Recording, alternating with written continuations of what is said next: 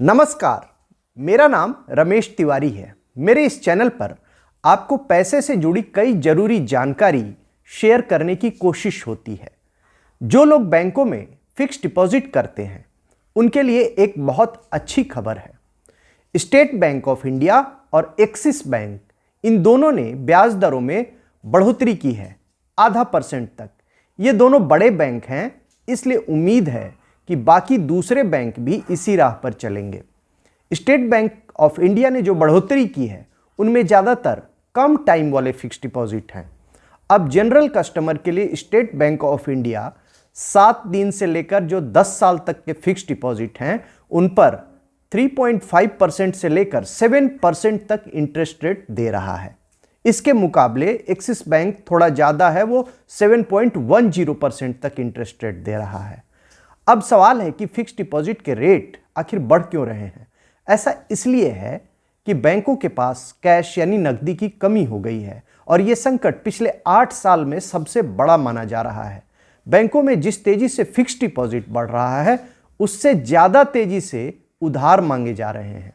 State bank of India के अध्यक्ष chief Dinesh खारा का कहना है कि नए साल में जून से ब्याज दरों में गिरावट शुरू हो सकती है और महंगाई में कमी आने के कारण इसकी उम्मीद है।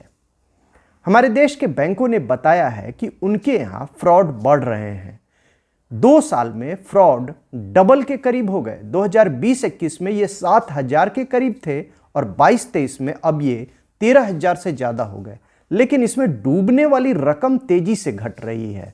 2020-21 में 1 लाख करोड़ रुपए से ज़्यादा की रकम का चूना लगाया गया था, लेकिन 22-23 में यह रकम घटकर 26,000 करोड़ रुपए के करीब रह गई। तो आपको बता दें कि अगर कोई फ्रॉड की शिकायत टोल फ्री हेल्पलाइन 1930 पर जल्दी से जल्दी कर दे तो रकम वापसी की संभावना बढ़ जाती है। वैसे बैंकों ने यहाँ जिस फ्रॉड की जानकारी दी है उसमें कई तरह के मामले शामिल हैं। किसी ने कार्ड के जरिए फ्रॉड किया, किसी ने इंटरनेट से, तो किसी ने लोन में फ्रॉड किया, किसी ने डिपॉजिट में फ्रॉड किया। प्राइवेट बैंकों में कार्ड और इंटरनेट से जुड़े फ्रॉड के मामले ज़्यादा सामने आए हैं, जबकि सरकारी बैंकों में लोन से जुड़े फ्रॉड के मामले ज़्यादा आए हैं। इस बीच सरकार ने सोशल मीडिया कंपनियों से कहा है कि वो अपने यहाँ लोन देने वाले फर्जी ऐप्स के ऐड ना लगाएं। ये ऐड इंटरनेट पर आने वाले लोगों को भरमा सकते हैं, बल्कि उन्हें ठग भी सकते हैं। निश्चित रूप से सोशल मीडिया कंपनियां इस मामले में लापरवाही करती हैं, लेकिन असली दोषी तो लोन देने वाले ऐप्स ही हैं।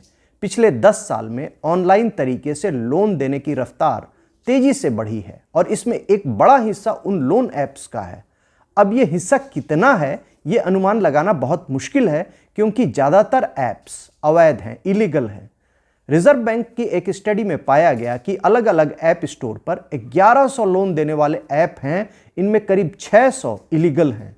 इन ऐप्स चलाने वालों का एक ही फार्मूला है, लोगों को सुविधा दो, घर बैठे बड़ी आसानी से लोन दिला दो। लेकिन इनका इंटरेस्ट रेट आम बैंकों के मुकाबले बहुत ज़्यादा होता है। अब चूंकि लोन ऐप के जरिए दिया जाता है, इसलिए लोन देने वाले ग्राहक के फ़ोन का सारा डेटा चुरा लेते हैं और फिर जब ग्राहक लोन चुकाने में देरी करता है तो वो इसी डेटा के जरिए उसे प्रताड़ित करते हैं।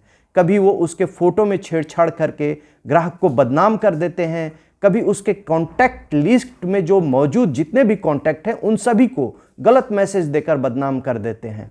रिजर्व बैंक का चाबुक सिर्फ बैंकों और नॉन बैंकिंग फाइनेंशियल कंपनियों पर चल पाता है, लेकिन लोन चलाने वाले अवैध ऐप्स का खेल अलग है। जब कुछ की जांच की गई तो पाया गया कि इन्हें चीन की कंपनियां चला रही हैं, हांगकांग से, और इसके जरिए मनी लॉन्ड्रिंग भी की जा रही है। इतने सारे इनके खेल हैं कि उनकी जांच करने के लिए कई सारी एजेंसियों को तालमेल बिठाकर काम करना होगा। कई सारे ऐप्स को स्टोर्स से हटाया गया है और यह काम आगे भी चलता रहेगा, और इसके अलावा लोगों को जागरूक करने का भी काम करना होगा।